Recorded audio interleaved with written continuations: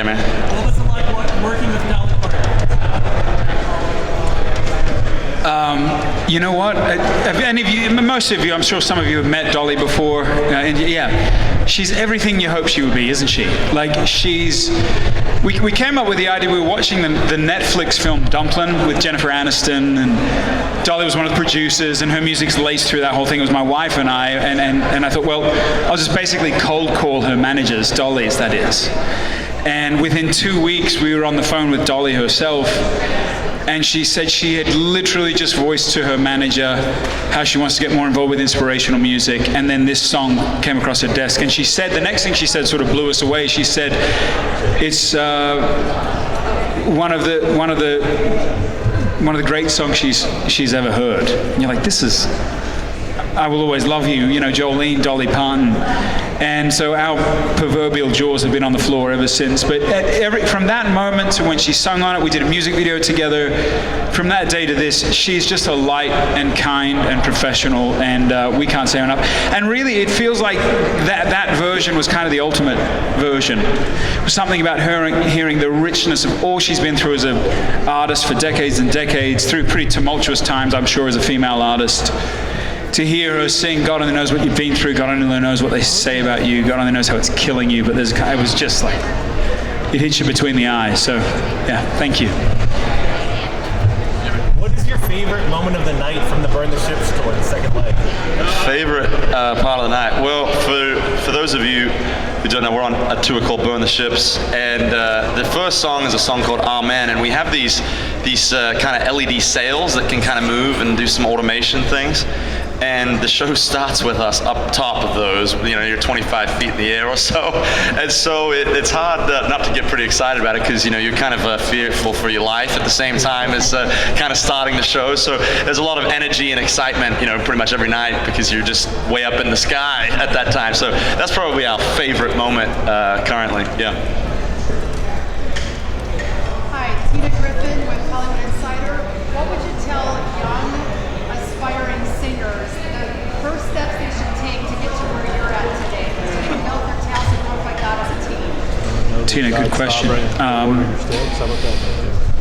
It's an interesting moment in time, I think, for young people, because there's kind of this mentality of like, chase your dreams and you can make it happen, believe in yourself, which, again, hear me, great principles.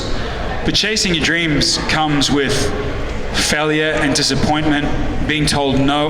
We've been in a kind of a reflective mood lately. We've been working together for 13 years. We were teenagers when we started. And told no by every major record label in the United States, and stayed at it, for working at a call center and doing odd jobs for me and living in my parents' basement a good portion of our 20s. There's something about, particularly when you incorporate this concept of faith, that you're doing something for a greater good, you're doing something for God, you're doing something for people, that there should be a deeper lying belief. And I would encourage, we have a long list, but my greatest charge to young people today is, man, stay at it. Like, battered and bruised, what'd you say? And work hard. And build teams around you. Stay humble, build teams around you. For King Country, we've got our producer, Ted T, over here to the side. Oh, he's back there. That's Ted T, everyone. There he is. For King Country is a very collaborative group. There's no kingpin.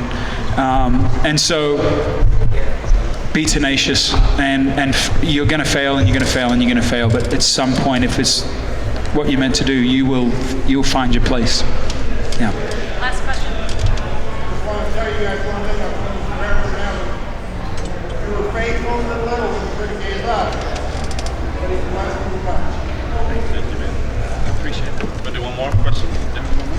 Background, God only knows. Yeah. What's the backstory? Yeah.